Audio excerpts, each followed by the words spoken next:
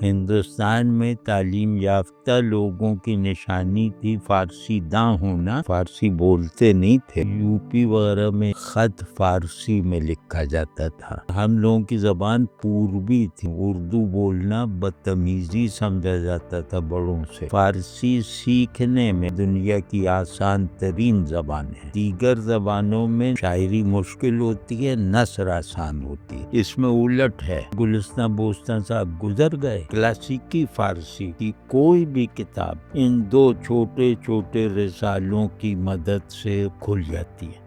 جو زبان کو بولنے کی غرض سے سیکھتا ہے وہ زبان کی تہذیب تک نہیں پہنچ پاتا۔ فارسی کا ذوق پیدا ہوئے بغیر شاعری کا ذوق پیدا ہی نہیں ہو سکتا۔ فلسفیانہ شاعری، اخلاقی شاعری اور عاشقانہ، ان تینوں میں مولانا کی پنڈلی تک بھی کوئی نہیں۔ آپ اقبال غالب میر بن کے چلے جائیے، آپ بے دل بن کے چلے جائیے، حتیٰ کہ آپ حافظ بن کے چلے جائیں، سب کو اس کی اوقات یاد دلا دے۔ شاید کوئی دن گزرتا ہو 50 برس سے دیوانے شم نہ کھولتا ہوں، تاکہ عشقت مطربی آغاز کر۔ فارسی کو بالکل ڈبو ڈبو کے اس سے اگلوایا ہے۔ السلام علیکم ڈاکٹر صاحب۔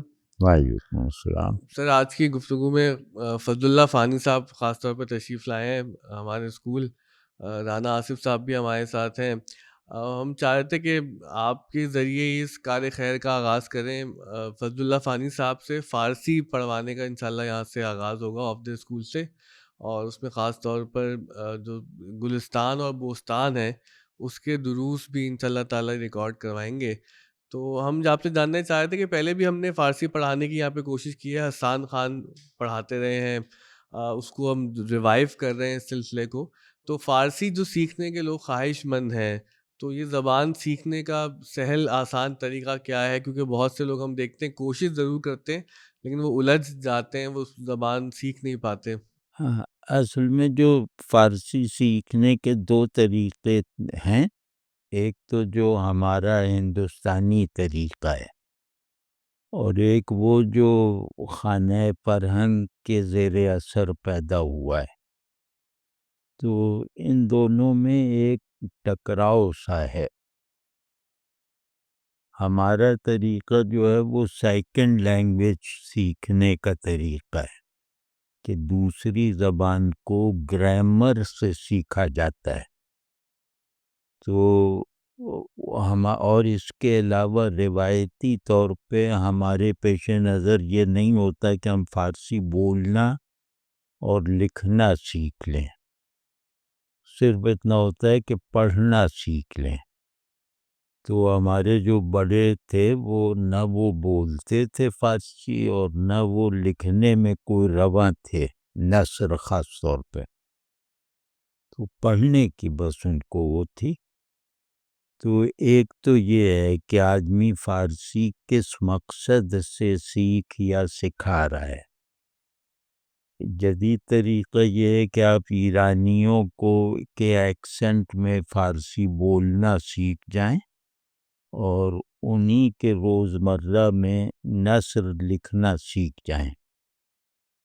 تو اگر یہ پیش نظر ہے تو یہ ایک دوسرا مکتبہ تدریس ہے، اور اس میں عام طور پہ گہرائی نہیں ہوتی۔ جو زبان کو بولنے کی غرض سے سیکھتا ہے نا، وہ زبان کی تہذیب تک نہیں پہنچ پاتا۔ صحیح۔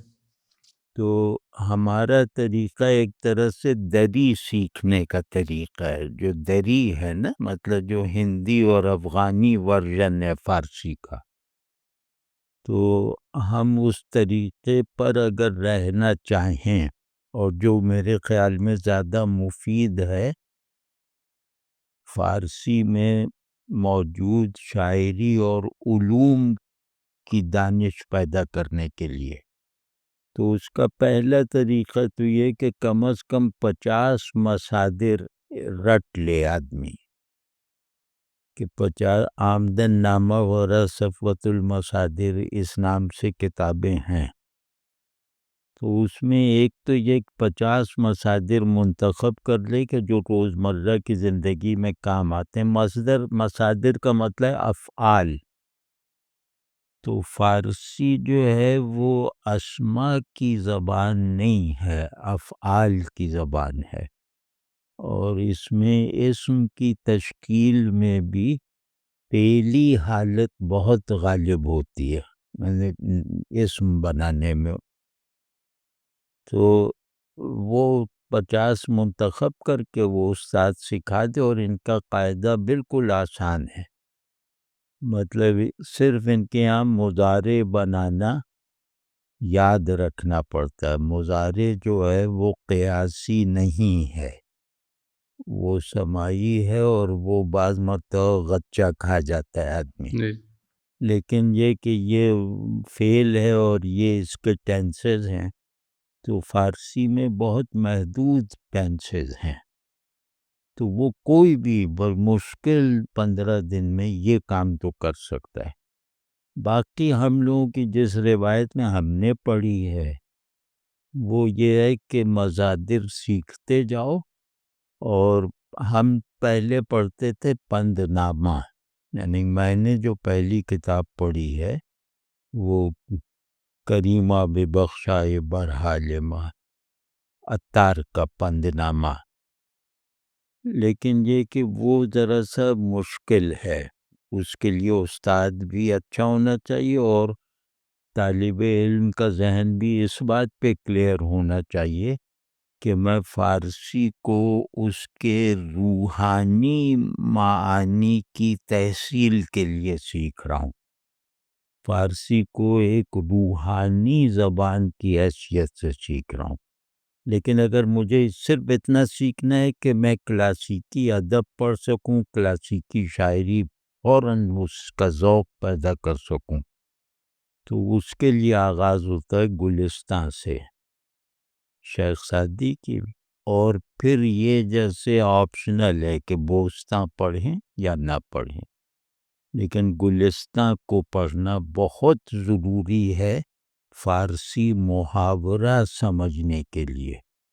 فارسی محاورے سے مراد محاورات کا مفرد نہیں ہے، مطلب فارسی کا لینگ اور پیرول یہ سمجھنا ہے تو گلستان لازم ہے. ہمیں بھی پنجامہ کے بعد گلستان پڑھائی گئی تھی. اچھا سر، وہ لاہور میں بھی پچھلے دنوں آپ کو کوئی 1 گھنٹہ فارسی بولتے ہوئے دیکھا ہم نے، جب وہ ایرانی جو ڈائریکٹرز آئے ہوئے تھے.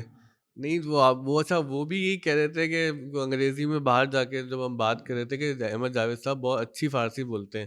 تو نہیں آپ کی نہیں تربیت کیسے ہوئی؟ فارسی آپ پڑھ بھی لیتے ہیں، شعر نہیں بھی کہتے ہیں، نہیں، بولتے بھی ہیں؟ اچھا نہیں، وہ مروت میں کہہ دیا ہوں، میں فارسی نہیں بول سکتا.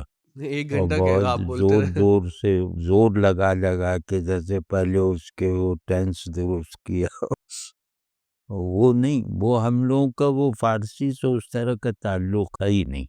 ہندوستان میں تعلیم یافتہ لوگوں کی نشانی تھی فارسی داں ہونا، فارسی واں ہونا نشانی نہیں تھی. فارسی بولتے نہیں تھے. اقبال کے بارے میں مشہور ہے کہ وہ انہیں فارسی بانوں کے لیے ترجمان رکھنا پڑتا ہے. ہاں، اور سننے میں بھی سمجھ میں نہیں آتی.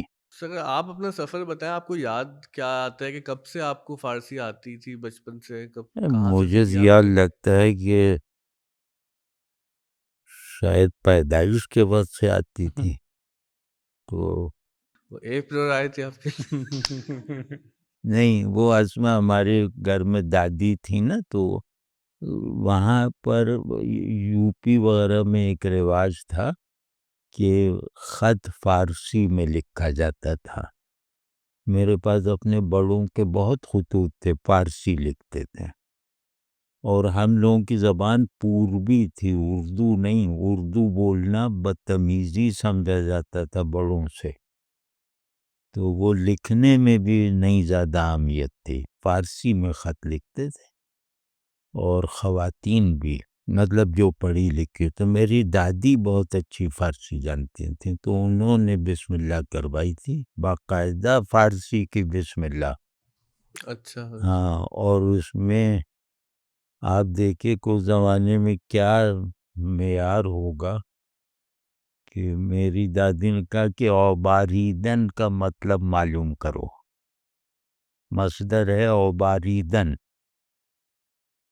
اب ہمیں کیا، ہمیں آمدن کا نہیں آتا تو اوباریدن کا ہم نے جا کے پوچھ لیا اپنے چچا یا کسی سے، انہیں بھی نہیں معلوم.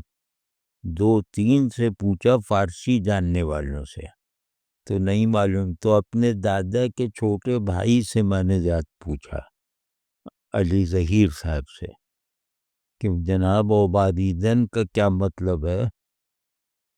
تو وہ پریشان ہو گیا. انہوں نے کہا تمہیں یہ کس نے سکھایا ہے؟ مگر دادی نے کہا ہے کہ پوچھ کے آنا. تو کہنے بھئی اس کا مطلب ہے آدم خوری کرنا، آدمی کو کھا جانا. کینیبلزم. ہاں ہاں کہنا بولی. تو مطلب ہماری دادی کو کہاں سے آیا ہوگا، تو اس کا تو ان کا مطالعہ بھی زیادہ ہوگا نا. تو وہ اس میں اچھا ہوتا ہے. شروع میں اگر خواتین سے آدمی زبان پڑھے نا تو زبان کا ذوق پیدا ہو جاتا ہے. زبان کا مردانہ استعمال جو ہے وہ نچلے درجوں کا لحاظ نہیں رکھتا، لیکن زبان کا جو نسائی پہلو ہے نا واہ. وہ اس کے اندر چھپی ہوئی لطافتوں کا اور خاص طور پہ اس زبان کے محاورات کا بہت لحاظ کرواتا ہے. مرد سے پڑھ کے دیکھیں، وہ آپ کو اردو بھی پڑھائیں تو محاورات پہ زیادہ توجہ نہیں دیں گے.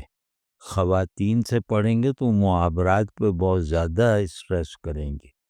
تو اس طرح ہمیں فائدہ ہوگا. دوسرا یہ کہ جو ایک بات ہے، جو لوگ سیکھنا چاہیں نا ان کو جیسے شوق دلانے کے لیے کہہ رہا ہوں کہ فارسی سیکھنے میں بطور سیکنڈ لینگویج سیکھنے میں دنیا کی آسان ترین زبان ہے. صحیح. مطلب سیلف لرننگ سے بھی جس کی اردو اچھی ہو وہ 3 مہینے میں اتنی فارسی سیکھ لیتا ہے کہ وہ حافظ کو بلا تکلف پڑھنے لگے. ایک تو یہ کہ دنیا کی آسان ترین زبان ہے سیکھنے کے لیے، اور دوسرے یہ کہ اس کا ایک امتیاز ہے کہ دیگر زبانوں میں نثر پہلے سیکھی جاتی ہے، شاعری کی طرف بعد میں بڑھا جاتا ہے. شاعری مشکل ہوتی ہے، نثر آسان ہوتی ہے. اس میں الٹ ہے، اس میں شاعری آسان ہے، نثر میں مشکلات ہیں. تو حتیٰ کہ اہل زباں کے لیے بھی، مطلب ایرانی اچھے ایرانی وہ بے دل کو نثر سمجھ ہی نہیں سکتے. مطلب وہ جو بہت اچھے زباں داں ہیں، لیکن یہ کہ بے دل کا شعر سمجھ لیں گے. تو اس میں شاعری آسان ہے. تو ان 2 چیزوں کی، ان 2 سہولتوں کو بہت مطلب استعمال میں رکھنا چاہیے. اور فارسی کا ذوق پیدا ہوئے بغیر، خصوصاً شاعری میں، نثر میں اردو آگے ہے فارسی سے جدید دور میں، لیکن شاعری کا ذوق پیدا ہی نہیں ہو سکتا جب تک آپ فارسی شاعری والا ذوق نہ پیدا کریں. تو یہ انشاءاللہ جب بوسطہ پڑھائیں گے نا تو بوسطہ میں شاعری کا بھی ذوق پیدا ہو جائے گا. اور ابھی جب یہ بات فرمائیں گے ابھی تو میں پھر یہ عرض کروں گا کہ بوسطہ کی لسانیاتی اہمیت کیا ہے، سادی کا کیا مرتبہ ہے. لیکن پہلے آپ سے اچھا ایک بس میں سوال ایڈ کروں پھر انشاءاللہ ان کے سوالات ہم لیتے ہیں. آپ سے بھی سر ہم نے کئی دفعہ سنا ہے کہ جو فارسی شعریات میں بہت زیادہ گنجائش ہے، تو وہ اس کی زبان کے اسٹرکچر کی وجہ سے ہے یا اس روایت کی وجہ سے کہ جس زبان میں بہت کچھ کہا جا چکا ہے اس لیے فارسی شعر آگے؟ مطلب کن بنیادوں پہ ہم یہ کہتے ہیں کہ فارسی شعر میں اردو سے آگے ہے بہت؟ ہاں بہت، کوئی موازنہ ہی نہیں ہے اس میں. ایک سبب تو تہذیب کا ہے. اردو شاعری ایک تہذیبی زوال میں پیدا ہوئی ہے. اور اس نے سارا کچھ اپنا بنیادی جو اسٹف ہے وہ فارسی سے لیا. مطلب یہ جیسے زمین سے اگی ہوئی شاعری یا زبان نہیں ہے، اور تہذیبی بحران میں پیدا ہوئی ہے. اردو خود تہذیبی بحران سے نکلنے کی ایک کوشش ہے. تو دوسرا یہ کہ اردو لیب میں بنی ہوئی زبان ہے، جو کرافٹڈ لینگویج ہے نا. تو کرافٹڈ لینگویج وہ ایسی جیسا اب اے آئی سے شاعری کروا لیں، ان کا ایک کرافٹڈ لینگ ہے. تو انہوں نے سب کچھ اپنا فارسی سے یا کچھ مقامی اس سے لیا. تو ان کے یہاں وہ روایت جیسے اپنی ایک آزاد روایت ہوتی ہے نا انفرادیت کے ساتھ، وہ تو ہے ہی نہیں، آج تک نہیں ہے. مطلب ہم اپنی روایت میں بڑا شاعر، چھوٹا شاعر، اچھا شاعر، برا شاعر، ان میں جو تمیز کرتے ہیں وہ سب فارسی ذوق کی بنیاد پہ کرتے ہیں. صحیح. تو وہ ہماری جیسے مدر ٹریڈیشن ہے. اور دوسرے یہ کہ وہ بہترین تہذیبی ادوار میں ہوئی ہے. مطلب ایران میں فارسی کئی ادوار سے ہوئی، اور سب ادوار بہت پرائم ٹائم تھے. فارسی زبان پہ بحران نہیں آیا اس طرح کا، یا فارسی زبان سے جڑی ہوئی تہذیب مرجھانے کے عمل میں کبھی نہیں پڑی. پھر ہندوستان بھی آئی تو یہاں بھی طاقتور زمانہ تھا، مطلب مغل دور تھا. تو یہ گویا بہت ہرے بھرے شاداب اور مضبوط تہذیبی رچاؤ سے جیسے چھلکتی ہوئی زبان اور شاعری ہے. ورنہ اردو میں پیچیدگی کو ادا کرنے کی صلاحیت فارسی سے بہت زیادہ ہے. کہ کیا ہاں، کھلونے توڑ کے بچے جواں ہوئے ہوں گے، اسے فارسی میں آپ کر ہی نہیں سکتے. آپ کی جتنی بھی اچھی فارسی ہو، یہ جو ٹینس میں کرب ہے نا، یہ فارسی میں نہیں ہوتا. فارسی میں ٹینسز میں کروز نہیں ہے. یعنی چھوٹے سا فرق بھی ہو جائے تو اردو میں وہ سمجھ لیا جائے گا، ایکسپریس ہو جائے گا. لیکن فارسی میں مستقبل بھی زیادہ تر مطلق ہے، ماضی بھی زیادہ تر مطلق یا استمراری یا تمنائی، یہ وہ شرطیہ. اردو کا وہ جو بنت ہے نا افعال وغیرہ اور ٹینس کی، یعنی زبان کا جو اسپیس کرافٹ ہے، وہ اردو کا بہت زیادہ ہے فارسی سے. اور اسی وجہ سے جو اعلیٰ درجے کی نثر اردو میں لکھی گئی ہے وہ فارسی میں نہیں ہے. تو وہ ہے، لیکن یہ کہ ہمارے پیچھے اس زبان کے پیچھے کوئی تخلیقی روایت نہیں ہے جس کی بنیاد پر یہ کہا جا سکے کہ ہم کسی کے دس نگر نہیں ہیں. ہم دس نگر ہیں فارسی روایت کے، اور دس نگری ہماری اگر اردو میں کوئی بہت بڑی تبدیلی آ گئی تو ہو سکتی ہے کہ نہ رہے، لیکن اردو کا موجودہ لینگ اور پیرول جو ہے یہ فارسی کی توفیلی روایت کے طور ہی پہ رہے گی. اس ایک دفعہ آپ یہی فرما رہے تھے اسکول میں کہ جس طرح وہ میر نے کہا کہ کہنے کو اختیار سا ہے کچھ، یا ساری مستی شراب کی سی ہے. تو یہ اردو کا خاصہ ہے، یہ اردو میں ہی کہا جا سکتا ہے. بالکل بالکل.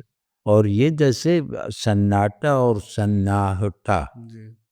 فارسی بالکل گونگی ہے اس میں کہ ہے کے اضافے سے کیا ہوتا ہے. فارسی میں جو کام ہے نا وہ افعال میں توڑ پھوڑ کی آزادی جتنی ان کے یہاں ہے، اس کا اردو میں نام و نشان نہیں ملتا. صحیح. وہ مطلب افعال کو ان کا جو مصدر ہوتا ہے نا، یہ ٹوٹنے کے کئی زاویے رکھتا ہے. تو ان کے مصدر کے معنی ہمارے افعال کے معنی سے بہت زیادہ ہوتے ہیں. پھر اردو افعال میں مشکل یہ ہے کہ اس میں زیادہ تر متعدی ہیں، ترکیبی ہیں۔ فارسی مصادر میں جو ہے وہ ترکیب الگ ہے، اور ہر مصدر اپنے مفرد شکل میں بھی بہت زیادہ کثیر المفاہیم ہے یا کثیر التعبیرات ہے۔ یہ چیز اردو میں نہیں ہے۔ اچھا جاوید صاحب، اس میں ایک یہ فرمائیے کہ ہم دیکھتے ہیں کہ کچھ کتابیں جیسے گلستان ہیں، آپ نے پندنامہ کا ذکر کیا، یہ جو ہمارے ایک مستقل نصاب کا حصہ تھیں، تو اس کی وجہ کیا تھی کہ یہ روایت کے طور پر تھیں، یا یہ اس کی کوئی خاص اس کی تاثیر تھی جس کی وجہ سے یہ کتابیں جو ہیں مستقل، ہم کسی بھی بڑی شخصیت کے بارے میں پڑھیں تو معلوم ہوتا ہے کہ اس نے گھر میں پہلی کتاب پڑھی ہوئی، یہی کتابیں پڑھی ہوتی ہیں، تو اس کی کیا وجہ تھی؟ اس کی وجہ جو ہے نا، وہ ایک تو یہ بھی ہے کہ ان کتابوں میں کوئی ایسی یہ ناگزیر حیثیت رکھنے والا وصف ہے، لیکن بنیادی طور پہ یہ ہے کہ ہم لوگ تھوڑا وہ تقلیدی ذہن سے زبان سیکھتے ہیں، تو ورنہ یہ کہ فارسی پڑھنے کے اور 10 طریقے ہیں، لیکن یہ جو ہے، یہ جیسے ہم فارسی سیکھنے کا عمل ایک مذہبی سا عمل ہوتا تھا، وہ جا کے ریفائنری میں کام کرنے کے لیے نہیں سیکھتے تھے، تو اس میں ایک مذہبیت سی تھی، تو اس میں گویا نصاب بھی فکسڈ تھا۔ لیکن جیسے آپ نے گلستان بوستان صاحب گزر گئے، اب آپ آزاد ہیں، اب آپ کو کوئی آپ جو کتاب اٹھائیں گے وہ آپ کی سمجھ میں آئے گی۔ یہ دیکھنے کی بات ہے کہ کلاسیکی فارسی کی کوئی بھی کتاب ان 2 چھوٹے چھوٹے رسالوں کی مدد سے کھل جاتی ہے، تو ان 2 کتابوں میں ایسی وہ کیا چیز ہے کہ وہ ہائر کلاسیکل ڈسکورس جو ہے اس کو بھی سمجھنے کے بلا تکلف طور پہ لائق بنا دیتے ہیں۔ پھر گلستان بوستان میں ایک عجیب تاثیر ہے واقعی، اگر کوئی چاہے تو، کہ آپ فارسی لفظ کا اگر ترجمہ بھی ذہن میں آئے گا تو وہ فارسی ہی میں آئے گا۔ اچھا، یہ بہت بڑی بات ہے جو میرے خیال میں گلستان، خاص طور پہ گلستان، اس کی ایک تاثیر ہے۔ آپ جنہوں نے بھی ذرا جم کے پڑھی ہو نا، ان سے آپ پوچھیں تو اس کے فریزز کا یا الفاظ کا ترجمہ اردو میں نہیں آتا ذہن میں، فارسی ہی میں آتا ہے، کہ ادبار، آفت، اس طرح کر کے۔ تو یہ بہت بڑی تاثیر، اور سادی اس اعتبار سے میرے خیال میں اپنی زبان کی منتقلی کا غیر زبان والوں میں شاید سب سے مضبوط وسیلہ ہے۔ فارسی کو وہ آپ کے اندر منتقل کر دیتے ہیں، یہ باقی کتابوں میں یہ تاثیر نہیں ہے۔ پھر گلستان میں ایک یہ بھی ہے کہ شیخ سعدی کی شخصیت سے انسان کو ایک انسیت پیدا ہو جاتی ہے، اور جیسے ابن انشاء نے وہ سفر نامے میں لکھا ہے نا، دنیا گول ہے میں، شیراز کا، جو وہ کہتے ہیں کہ میں حافظ کے مزار پہ بھی گیا اور سعدی کے مزار پہ بھی۔ وہ سعدی کے مزار پہ میں جب گیا تو میری حالت غیر ہو گئی، اور یعنی رونا آیا، بہت زیادہ میں رویا، اور کہتے ہیں کہ حافظ کے مزار پہ میں خالی جھولی گیا تھا اور خالی جھولی واپس نکلا۔ تو سعدی کی شخصیت جیسے گلستان میں رچی بسی ہے۔ ہاں، وہ بھی ہے، وہ بھی ہے۔ تو سر آپ کو کیا لگتا ہے کہ جو ارادی طور پر انہوں نے ایسی زبان لکھی کہ زبان کا ذوق اور نہیں شعور نہیں، منتقل ہو، یہ ہو گیا؟ وہ وہبی ہے، وہ کرافٹڈ نثر نہیں ہے۔ یہ بات بھی ذہن میں رکھیں کہ سعدی پر بہت اثر ہے خواجہ عبداللہ انصاری صاحب کا، جو ان سے پہلے کے ہیں۔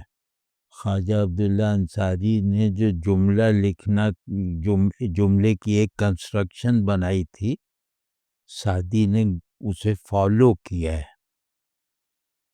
تو یہ بہت، یہ بھی ساتھ اگر پڑھا دیا جائے نا صد میدان وغیرہ سے لے کے، کہ ان کی جو مسجع یا مقفع نثر ہے وہ بھی اتنی ہی آسان ہے جتنی سعدی کی ہے.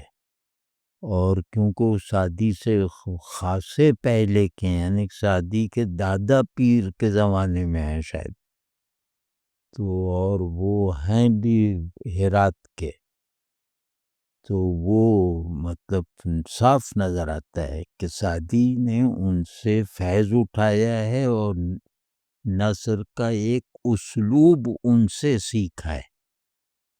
تو وہ اگر یہ صد میدان یا مناجات، ان کی کئی رسائل خواجہ عبداللہ انصاری، تو آپ دیکھیں گے تو آپ کو سعدی یاد آئیں گے. لیکن سعدی نے کے یہاں روانی زیادہ ہے. اس زمانے کی ظاہر ہے، جس زمانے میں خواجہ عبداللہ انصاری تھے تو سبھی کی نثر ایسی تھوڑا سا تعقیدات والی ہوتی تھی، عربیت زیادہ ہوتی تھی. تو وہ تو ہے، لیکن معانی کی سطح وہاں بلند ہے، اور روانی اور تشکیل معانی اور زبان کو زندگی سے جڑا رکھنے والا وصف یہ گلستان میں پہنچ جاتا ہے. اچھا جاوید صاحب، اب ضمناً ایک تورکن تذکرہ آ گیا صد میدان کا، تو میں بہت عرصے سے یہ سوچتا تھا کہ اس میں جو میدان کا لفظ ہے، یعنی وہ 100 طبقات ہیں جو انہوں نے شیخ نے بیان کیے ہیں، کہ صبر، توبہ، سخاوت، یہ سب کچھ، یہ تھوڑا سا اگر اس کو ڈیفائن کر دیں کہ اس میں ایسے طبقہ ہے جب یہ صد میدان، یہاں میدان کی رعایت ہے کہ نفس کی امارگی سے شروع ہو کر اطمینان تک پہنچنے میں 100 میدان جنگ آتے ہیں، اور یہ شیخ سنائی نے ان سے لیا ہے. وہ شیخ سنائی کی جو حدیقۃ العقیقہ بہت بڑی مثنوی ہے، اس میں انہوں نے کہا کہ از در نفس تا بکعبہ دل، یعنی کعبہ دل کو سمجھے نفس مطمئنہ، از در نفس تا بکعبہ دل، عاشقاں را ہزارو یک منزل. تو جو یہ منزل کہہ رہے ہیں نا، اسے انہوں نے میدان کہا ہے. مطلب سر، ایک طالب علم کی حیثیت سے جب ہم فارسی شعریات پڑھتے ہیں تو ہمیں ایک تو وہ شعراء نظر آتے ہیں کہ جن کی زبان فارسی ہے، جو فارسی ان نسل شاعر ہیں. پھر ہندوستان کے شاعر جنہوں نے فارسی کلام کہے ان کو سب کی ہندی کے شاعر کہتے ہیں. تو ان میں کیا آپ کو فرق نظر آتا ہے دونوں روایتوں میں؟ بہت واضح فرق ہے. مطلب سب کے ہندی کا ایک مصرع پڑھیں تو پتہ چل جاتا ہے کہ یہ سب کے ہندی کا ہے، اور غیر ایرانی کا ہے. ایک مصرع بھی پڑھ دیں تو اس کا وہی ہے کہ اہل زباں اور غیر اہل زباں میں فرق ہوتا ہے کہ لفظ ان کے یہاں سبک ہو جاتے ہیں، سیکھی ہوئی زبان میں لفظ بوجھل ہو جاتا ہے. ان کے یہاں جو ہے وہ لفظ معنی میں، جیسے یوں کہنا چاہیے کہ ان کی زبان میں لفظ جو ہے وہ معنی کے فہم اور کیفیت دونوں کو منتقل کرتا ہے. زبان اگر اہل زبان کے یہاں پروان چڑھے نا، تو لفظ جو معنی دیتا ہے اس کی کیفیت بھی منتقل کرتا ہے، اور اہل زبان اس لفظ کو ہمیشہ اس طرح استعمال کرے گا کہ مفہوم ذہنی تک محدود نہ رہے، بلکہ وہ ایک طرح کا آپ کے لیے ایک پا لینے کا کوئی احساس بھی پیدا ہو معنی کے ساتھ. تو وہ ظاہر ہے کہ وہ اہل زبان تھے. مطلب اہل زبان مطلب ہے کہ وہ خواب میں آپ جو زبان بولیں، روتے ہوئے جو زبان بولیں، تو جو زبان پیک ایکسپیرینسز میں آپ بولتے ہیں تو آپ اس کے اہل زبان ہیں. تو ظاہر ہے ان کے لیے تو سب کچھ وہ ہے. تو یہ چیز سب کے ہندی میں نہیں آئی، اور مطلب یہ کہ یہ نہ آ سکنا فطری بات ہے.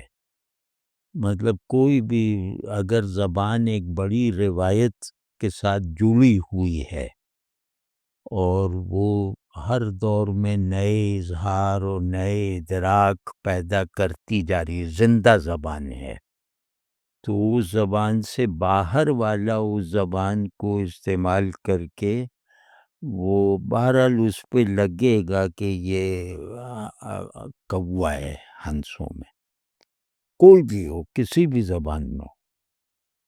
تو اردو میں بھی مطلب جو اردو کا اہل زبان ہے وہ بہت آسانی سے پکڑ لیتا ہے. یہی جیسے کہیں وہ جنبش مژگاں بھی بار ہے اور نرگس کی آنکھ سے تجھے دیکھا کرے کوئی. اب یہ بالکل مطلب اہل زبان کے لیے بہت اکھڑی سی بات ہے یہ.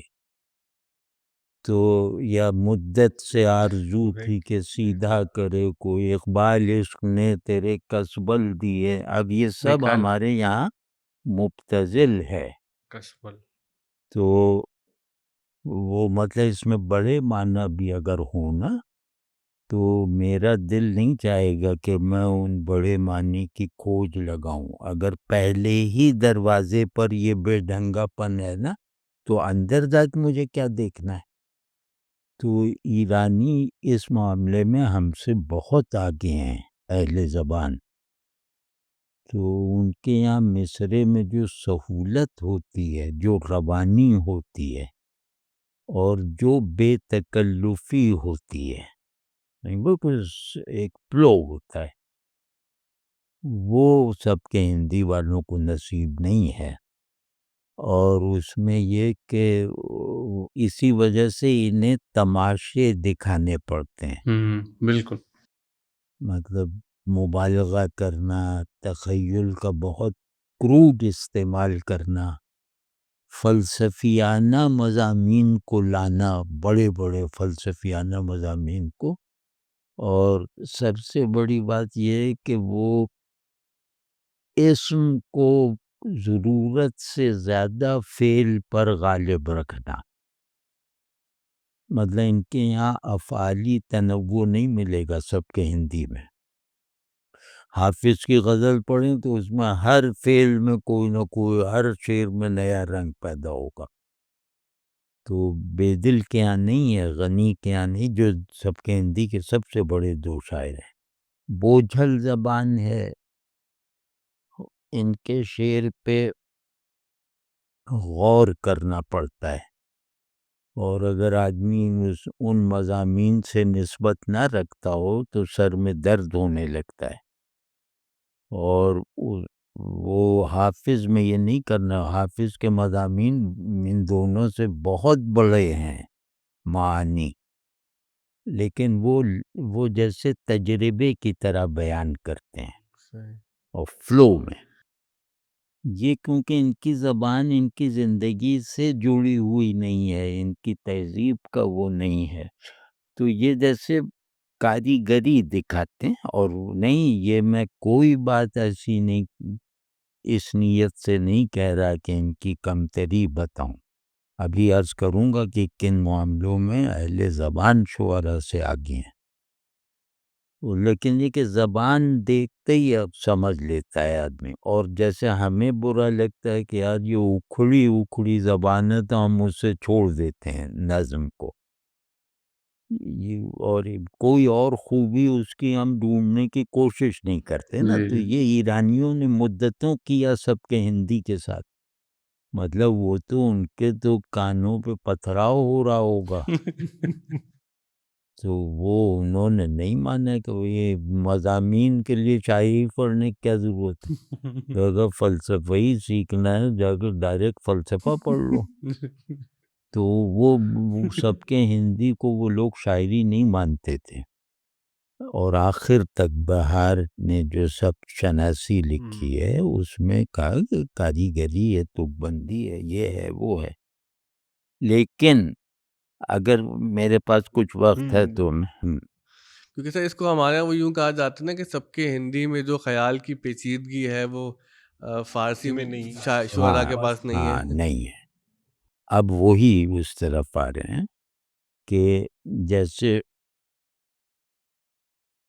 بلندست آشیان عجز ما، بلندست قدر ہا آشیان عجز ما بے دل، کہ جز سی شکستے بالوں پر نتواں رسید انجا.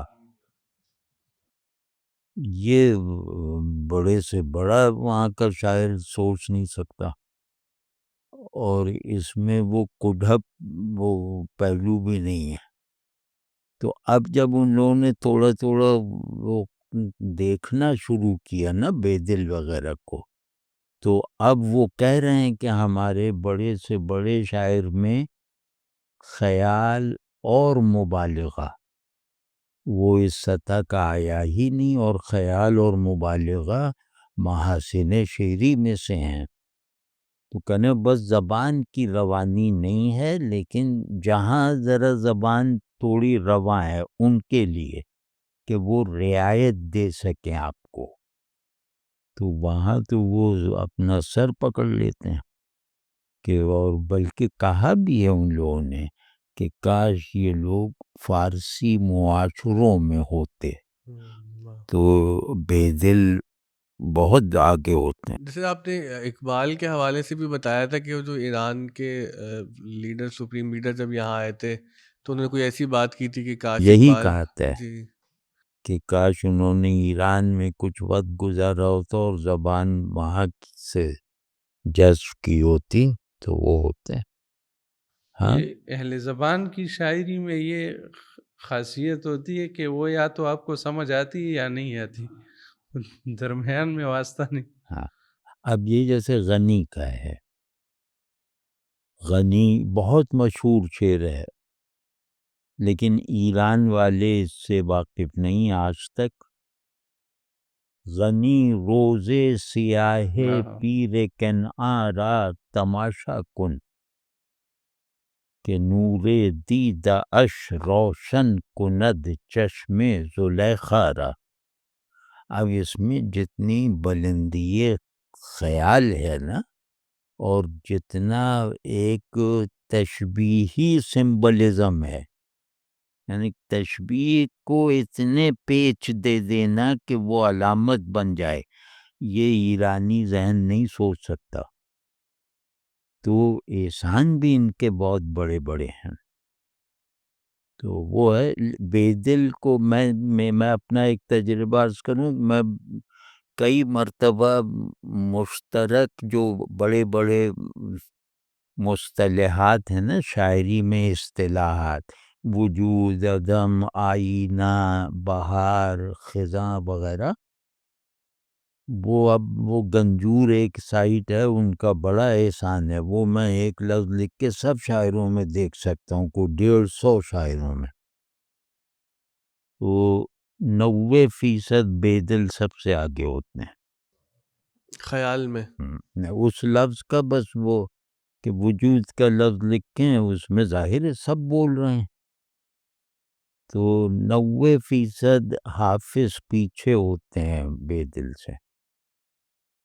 اگر آپ کو اس کی وہ وجود کا شاعرانہ تخیل، مبالغے، پیچیدگی اور کثیر الاطرافی کے ساتھ دیکھنا ہے، اور آپ کو اگر اپنا ذہن مبہوت کرنا ہے تو وہ ایرانی نہیں کر سکتے، وہ سب کے ہندی والے کرتے ہیں.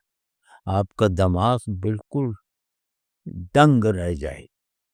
یہ تجربہ جو ہے نا، یہ میری رائے میں سب کے ہندی کا خاصہ ہے، اور یہ فارسی کی اوریجنل شعری روایت پر بہت قابل قدر اضافہ ہے، جس کا ادراک ایرانیوں نے ابھی حال ہی میں کرنا شروع کیا ہے. ورنہ وہ تو نام بھی نہیں لیتے تھے بے دل، اور حتیٰ کہ آپ کے شبلی نعمانی نے کہہ دیا کہ بے دل تو شاعری نہیں ہے. اچھا جاوید صاحب، محمل گو، اس میں ایک چیز میں محمل گو کہتے ہیں. ہاں اچھا، محمد اتنا بڑا اسٹیٹمنٹ جو دیا انہوں نے، کوئی بیسس تھی ان کے پاس اس کی؟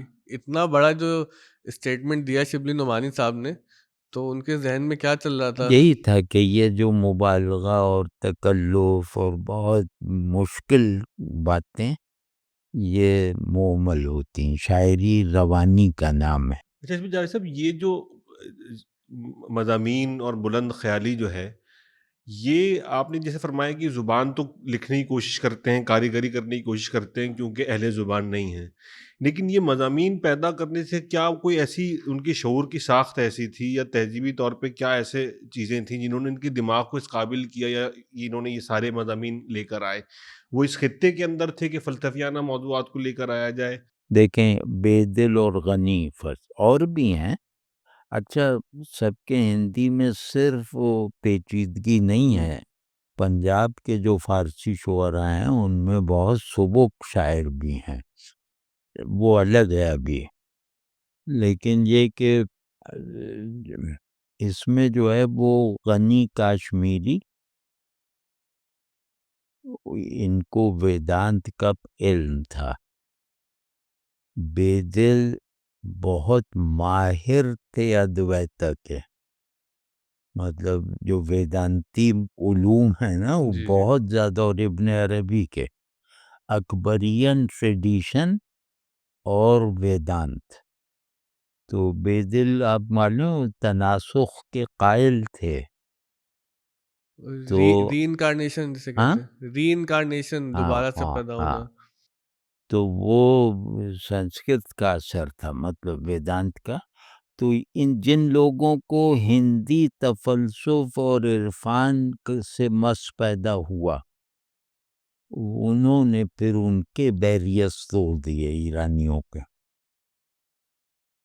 اور مشکل شاعر تو یہی دو ہیں سب کے ہندی میں، مشکل ان معنوں میں کہ آپ کو بہت غور کرنا پڑے، تو مشکل تو یہی دو ہیں، غنی اور بے دل، اور دونوں کے پس منظر میں ویدانت ہے اور ابن عربی ہیں۔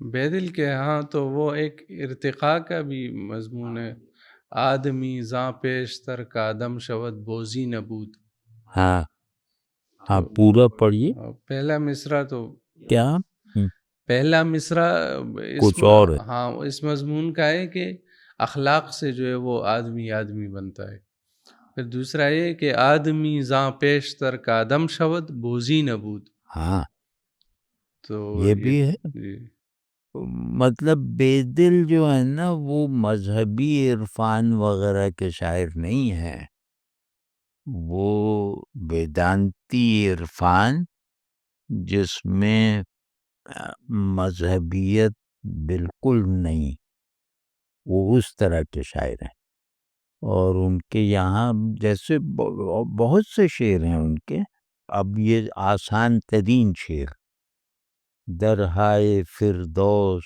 وا بود امروز از بے دماغی گفتیم فردا،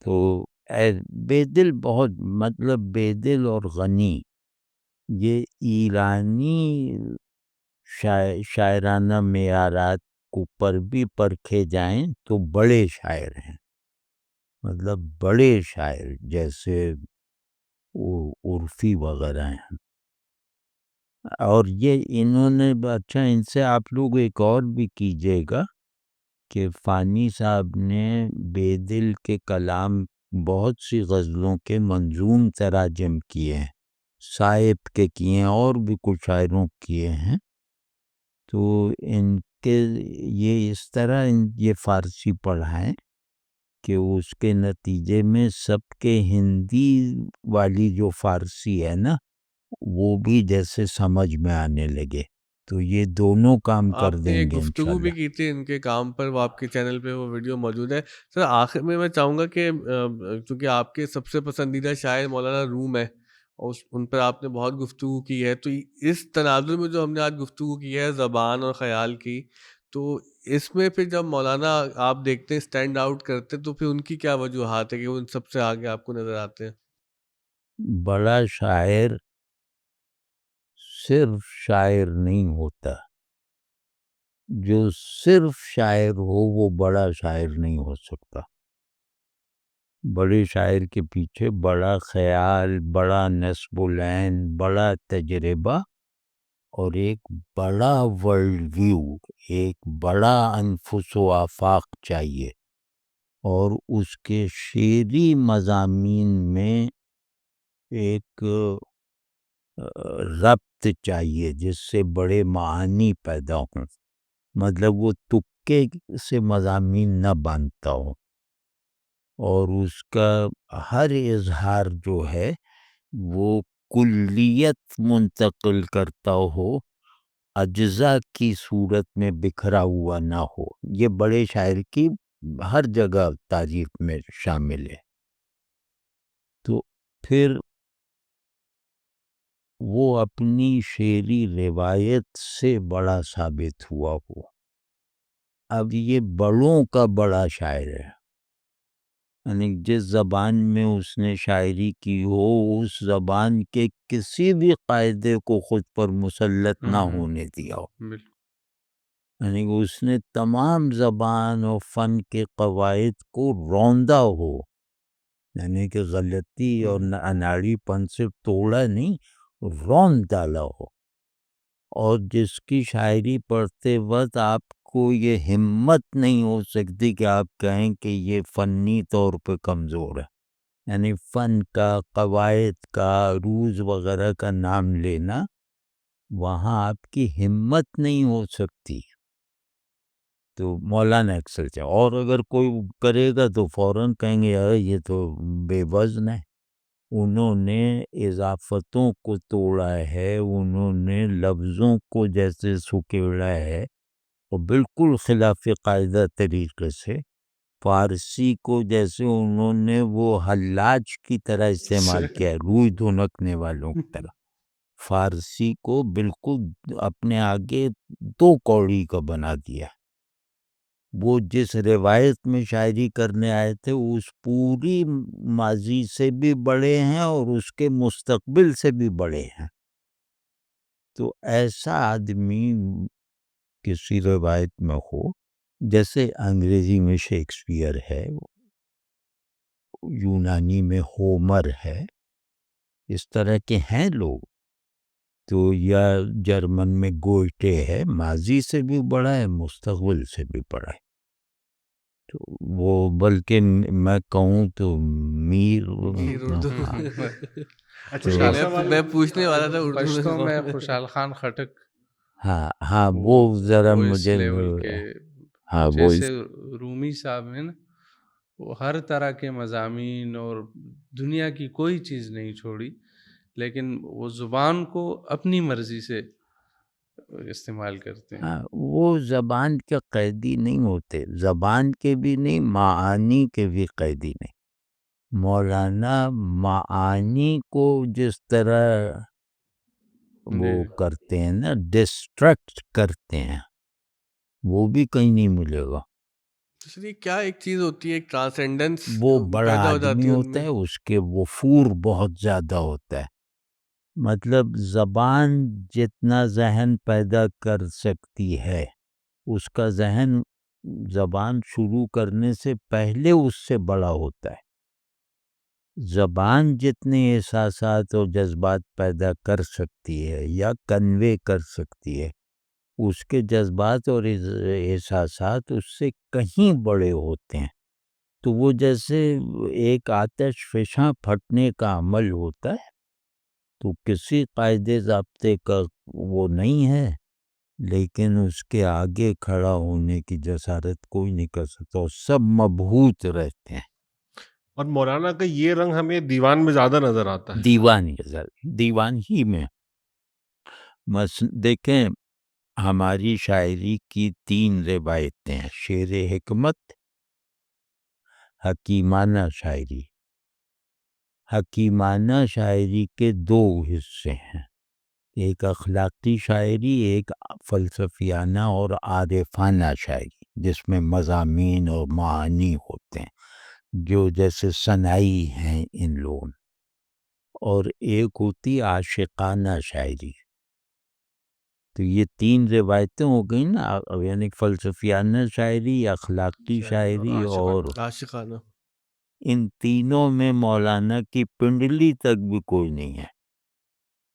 ان تینوں میں اخلاقی شاعری کی معراج دیکھنی ہے مثنوی، حکیمانہ بمانہ اصلاحی شاعری کی بنیاد دیکھنی ہے تو مثنوی، عارفانہ پلس عاشقانہ یہ دو متضاد چیزیں ہیں، ان کو جمع ہو کر ایک قیامت برپا ہوتے ہوئے دیکھنی ہے تو دیوان شمس.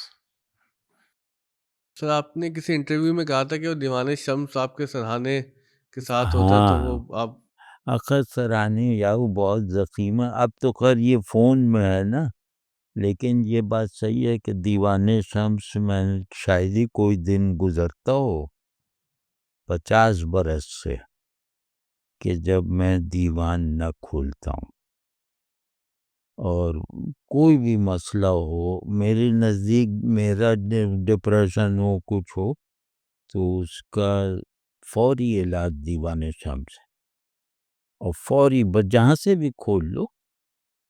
اور وہ مطلب بتا نہیں سکتا، وہ تو خیر چلو وہ پرسنل بھی ہوتا ہے، لیکن جیسے میں مثال دے رہا ہوں کہ قواعد توڑنا اور قواعد کے ساتھ ساتھ معانی اور اعتقادی حد کو پہنچا ہوا فکری مسلمہ توڑ کے دکھانا. یہ ایک مصرع جیسے میں پڑھتا ہوں، اس کا پہلا مصرع اس وقت میری زبان پہ نہیں آ رہا، کہ در دو چشمے من نشیں. اب اس میں بالکل سادہ سی تصویر ہے، اب آپ آگے پریڈکٹ بھی کر سکتے ہیں کہ در دو چشمے من نشیں، کہ مجھے کب تک تم مجھ سے اوجھل رہو گے، کب تک مجھ سے دور رہو گے، ایک رسمی بات کی طرح بن جائے گا. اب دیکھیں وہ دھماکہ کیا کرتے ہیں، در دو چشمے من نشیں اے آن کہ از من تری. واہ واہ، یہ روزمرہ ہی نہیں ہے فارسی کا یا کسی بھی زبان کا. اس کا ترجمہ بھی نہیں کیا جا سکتا ایک طریقے.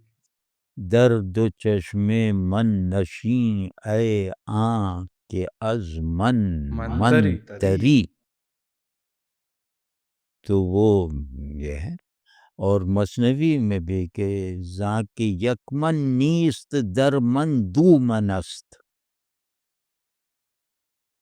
اب وہاں تو 3 جگہ باندھا ہے کہ زاں کے در من، مجھ میں ایک میں نہیں ہے، 2 میں ہے. اب ایک من پھر دوسرا من پھر تیسرا من، جسے وہ 2 کہہ رہے ہیں. یہ مطلب وہ مولانا جو ہے نا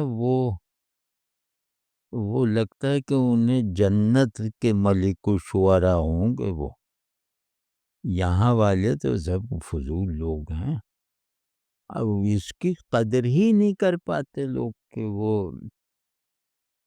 روم بحجرے خیات عاشقاں فردا، روم بحجرے خیات عاشقاں فردا، منی دراز قبا با 1000 گز سودا. 1000 گز سودا کوئی باندھ کے دکھائے. دراز قبا کسے کہتے ہیں؟ دراز قبا مغرور آدمی، متکبر.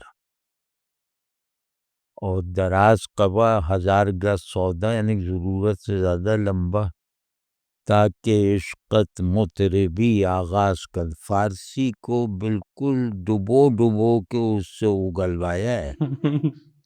جیسے وہ فارسی ایک بچہ ہے، اس کو ڈبویا کہ بولے گا جو میں کہہ رہا ہوں، وہ پھر زبردستی گلا گھونٹ کے نکلوایا ہے یہ.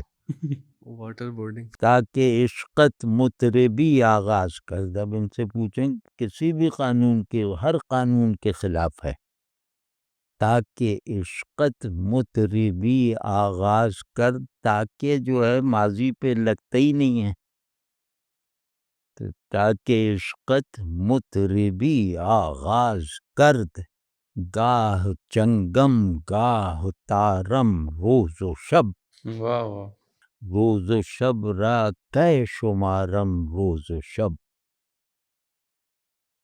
مطلب وہ نہیں، ان کا یہ کہ آپ کو جو شعر پسند بھی نہ ہو، صحیح بنیاد پہ نہ ہو، مطلب یہ کہ آپ اس پہ ٹک نہ لگائیں، لیکن رہیں گے آپ اس کے آگے ہیبت زدہ. مطلب ٹک نہ لگانے کا فیصلہ اپنی بے بسی پہ کریں گے، اس پہ فیصلہ کر کے نہیں آپ کر سکتے. تو مولانا کا بھی تو بہرحال بڑا مجھے اچھا لگتا ہے کہ وہ سب کو اس کی اوقات یاد دلا دیتے ہیں. آپ اقبال بن کے چلے جائیے، آپ غالب بن کے چلے جائیے، آپ میر بن کے چلے جائیے، حتیٰ کہ آپ حافظ بن کے چلے جائیے، آپ بے دل بن کے چلے جائیے، سب کو ایک بلڈوزر بس چلے جا رہا ہے، جو بھی اس کے زد میں آ رہا ہے وہ پستا جا رہا ہے. تو وہ گویا 100 حافظ کو پیس کے ایک صفحہ بناتے ہیں، اس پہ اپنی غزل لکھ دیتے ہیں. واہ، کیا وہ آپ بہت کچھ بڑے آدمی ہیں، بہت. بلکہ اگر مجھے اجازت دیں تو بالکل میں ایک آدھ چیز ان بالکل کی جی سنا بالکل تاکہ ایک جذبہ بھی ضرور، پیدا بالکل ہو نا. بالکل. دلا ہمائے وصالی بے پر چرا نہ پری. اب کتنے ٹکڑے ہیں اس میں. اے دل تو ہمائے وصال ہے، اڑ کیوں نہیں اڑا؟ کیوں نہیں اڑ رہا. تورا کسے نہ شناسد، نہ آدمی نہ پری. اب وہ پری والا وہ شعر ان کا دیکھیں نا آپ. نہ جنوں رہا نہ ہاں پری رہی. ہاں، بالکل نیچے کر دیا ہے. ہاں، یہ جیسے کہیں سے بھی، ہاں وہ جو، ارے ہاں یار سن لیں، یہ بہت، ان کا ذکر کرو اور ان کے شعر نہ سنو، یہ بہت بری بات ہے. ہاں، جیسے ایک ایسے ہی، مجھے اندازہ نہیں کہ غزل کیسی ہے، مطلب ایک ایسے ہی کھول تھی. تورا کہ عشق نہ داری، تورا کہ عشق نہ داری، تورا رواست بے خوش. تورا کہ عشق نہ داری، تورا رواست بے خوش. برو کہ عشق و غم او نصیب ماست بے خوش. واہ، کہ تجھے تو ظاہر ہے تو عشق رکھتا ہی نہیں ہے، تو تیرے لیے جائز ہے سونا. سو جا کر. اور وہ کچھ تکلف کر رہا ہوگا کہ نہیں بھئی آپ مجھ پہ مجھے کمتر نہ سمجھیں، تو پھر کوئی بات کہہ کے کہتے ہیں برو، دفع ہو جا کے، کہ برو کہ عشق و غم او، کہ اس کا عشق اور غم وہ ہمارا حصہ ہے. تو دفع ہو جاؤ، جا کے مر جا، سو جا. ز آفتاب غم یار ذرہ ذرہ شدیم، ز آفتاب غم یار ذرہ ذرہ شدیم. تورا کہ ان ہوس اندر جگر نخواست بے خوش. واہ، کہ غم یار کے سورج کی تپش سے ہم ذرہ ذرہ ہو چکے، ہو گئے، ہو چکے ہیں. تو تجھے اگر یہ ہوس اور یہ جذب اور یہ جذبہ، یہ پیشن تیرے جگر میں چبھن نہیں پیدا کرتا، تو مر جا، جا کے سو جا. طریق عشق ز ہفتاد و دو بیروں باشد، طریق عشق ز ہفتاد و واہ دو واہ، بیرون باشد. اور 72 جو، فرقوں کی طرف، ہاں، وہ 72. 72 فرقوں، ہاں. کہ 72 فرقے ایسے ہی ہیں، طریق عشق ان سے باہر ہے. جو عشق و مذہب تو خدع و ریاست بخسب، کہ کیونکہ تیرا عشق اور تیرا مذہب جو ہے وہ دھوکہ اور ریا ہے، بس جا کے سو جا. کیونکہ تنہائی میں تو کیا جاگ رہا ہے، تیرا تو مذہبی دھوکہ دینا اور ریاکاری ہے، تو یہاں رات میں کیا بیٹھ کے جاگ رہا ہے. صباح ماست صبوحش عشاء معاش عشاء ما اشوش. ساری زبان کو جیسے قیمہ کر دیا ہے. صباح ماست صبوحش عشاء ما اشوش. اشوش ایرانی سنے تو بے ہوش ہو جائے. تو جی تورا کے رغبت لوت و غم عشاست بے خسب.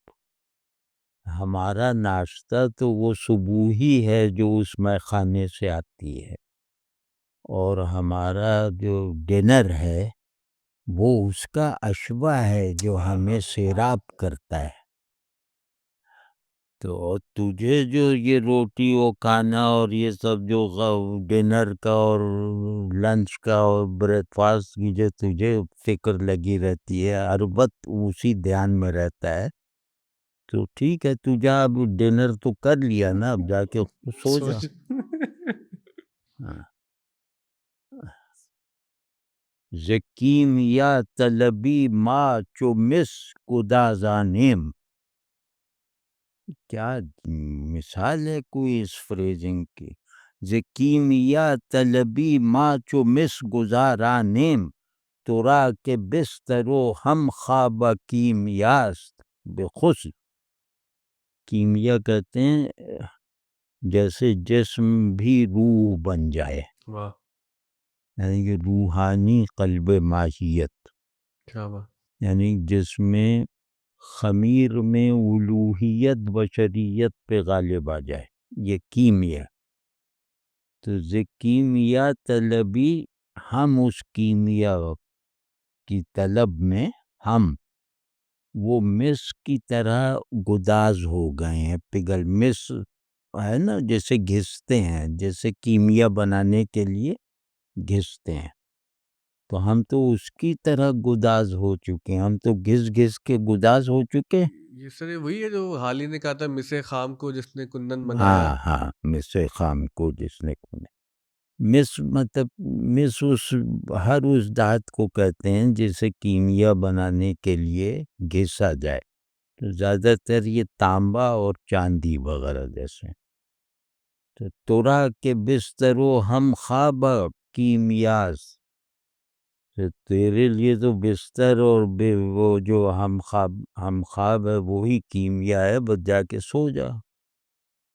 بلا وجہ جاگے چلا جا رہا ہے ہمارے ساتھ. ذرا آپ یہ حقارت دیکھیے اہل دنیا کی طرف، یعنی اہل دنیا کا ہماری طرف. ہاں ہاں. بہرحال یہ آخری شعر سناتا ہوں. لباس حرف دریدم سخن رہا کردم.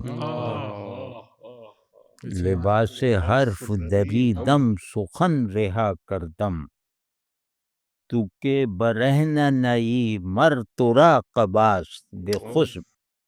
فال کی طرح نکل آئی. ہاں، کہ تو وہ ایک خالص نہیں ہے نا، برہنہ نہیں کا مطلب تو خالص نہیں ہے. تو جو خالص نہ ہو، جس میں ملاوٹ ہو، اسے چھپانے کی ضرورت پڑتی ہے نا. تو قبا پہن کے پھرتا ہے کیونکہ تو جزامی ہے. ہم خالص ہیں، ہم جنتی ہیں، ہمیں قبا سے کوئی جو آپ بات کر رہے تھے تو وہی غزل نکل آئی آپ جو فرما رہے تھے زبان کو. میں صرف جان سے آخر میں ایک چیز اور پوچھنا چاہ رہا تھا کہ ہمارا ایک تساہل کا، ہماری آسانی پسندی کا بھی ایک دلیل ہے کہ اب ٹیکنالوجی نے زبانوں کی ترجمانی کو آسان کر دیا AI وغیرہ میں، تو اس کے باوجود کسی زبان کو سیکھنا، جیسے ہم فارسی سیکھنے کی کوئی کوشش کرتا ہے، تو وہ کیوں کتنا اہم رہ گیا ہے اب، یا اتنا اہم ہونا چاہیے؟ ٹیکنالوجی یا یہ جو AI ہے، یہ آپ اردو میں لکھیں فارسی کر دے گی، فارسی عبارت ڈال دیں وہ اردو میں کر دے گی. تو یہ زبان سیکھنا نہیں ہے، یہ زبان کا تماشا دیکھنا ہے، کیونکہ سیکھنے کا عمل کی تشکیل ذہن میں ہوتی، اندر ہوتی، یہ ساری تشکیل باہر ہو رہی ہے، تو میں اسے گراسپ نہیں کر پاؤں گا. یہ کر کے دیکھ لیں تو آپ کو یہ آ جائے گا کہ آپ وہ اس سے پوچھئے کہ اس محاورے کا فارسی اور فرانسیسی میں کیا ہے، تو بتا دے گا. وہ محاورہ آپ رٹ لیجئے، لیکن اس محاورے کا آپ استعمال نہیں جان سکتے AI کی پوری مدد کے ساتھ بھی. وہ جو لفظ میں ایک لذت ہوتی ہے نا، وہ سیکھنے کا حاصل ہوتی ہے. لفظ کے ڈکشنری کے مفاہیم تھوڑی ہوتے ہیں، لفظ جو ہے وہ میرے لیے نئے یونٹس آف بینگ بنتے ہیں. وہ کہاں سے AI سکھائے گی؟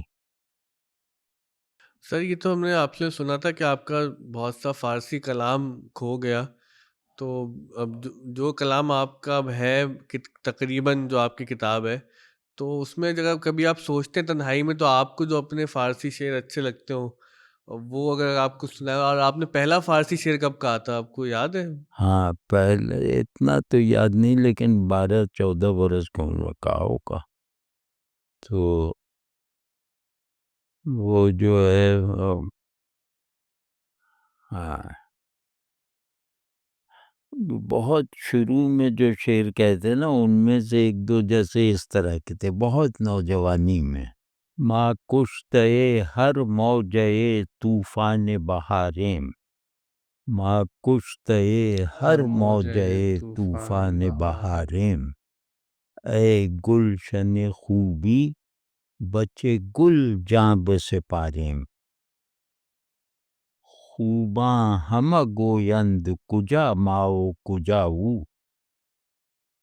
گل رنگی و مہ نوری او نیز نداریں.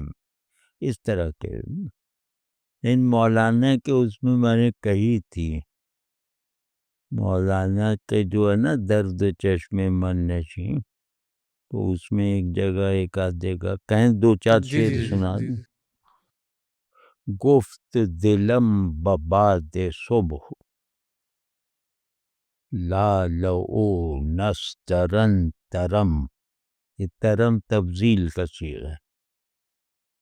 گفت دلم بباد صبح لالو نسترن ترم، باش کہ می نمایمت منز چمن چمن ترم، واو، ذرہ مہر زادہ ام قطرہ یم نہادہ ام، من کہ ز خویش نو ترم من کہ ز خود کہن ترم.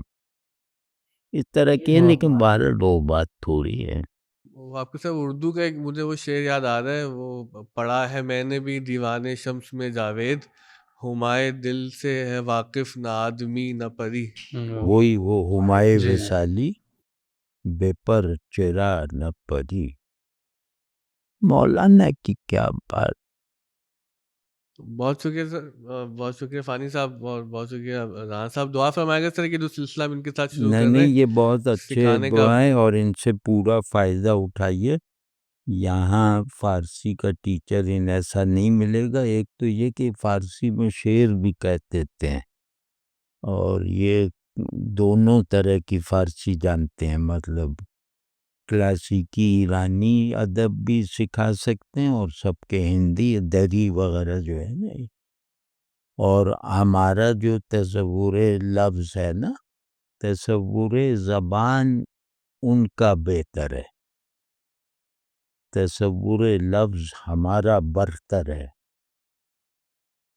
بے دل کے آگے کوئی رفسنجانی وغیرہ نہیں بول سکیں گا. بے دل جب آ کے کہے گا نا کہ عجز کسے کہتے ہیں، لاؤ اپنے سب لوگوں کو جو عجز کی ماہیت سے جو ہے وہ دماغ کو دنگ کرتے، تو وہاں کوئی نہیں ہاتھ کھڑا کرے گا. وہاں حافظ بھی موجود ہوں گے، کہیں گے صاحبزادے تم ہی سنا دو. لیکن اس کا یہ مطلب نہیں، حافظ کے آگے ظاہر ہے بے دل سوائے جھوکے رہنے کے اور کوئی پوزیشن لے ہی نہیں سکتے. وہ نہیں مطلب یہ. لیکن ہم یہ کہہ رہے ہیں کہ اگر متفرق محاسن دیکھے جائیں تو یہ والی جو خوبی ہے، مسلمہ خوبی، تخیل کی پیچیدگی، مبالغے پر مبنی امیجری، یہ سب کے ہندی والے بہت آگے ہیں. بہت شکریہ آپ تمام حضرات کے جنہوں نے پوڈ کاسٹ دیکھا. بہت جلد آپ OTS ایڈسنس پہ فضل اللہ فانی صاحب کے لیکچرز دیکھیں گے.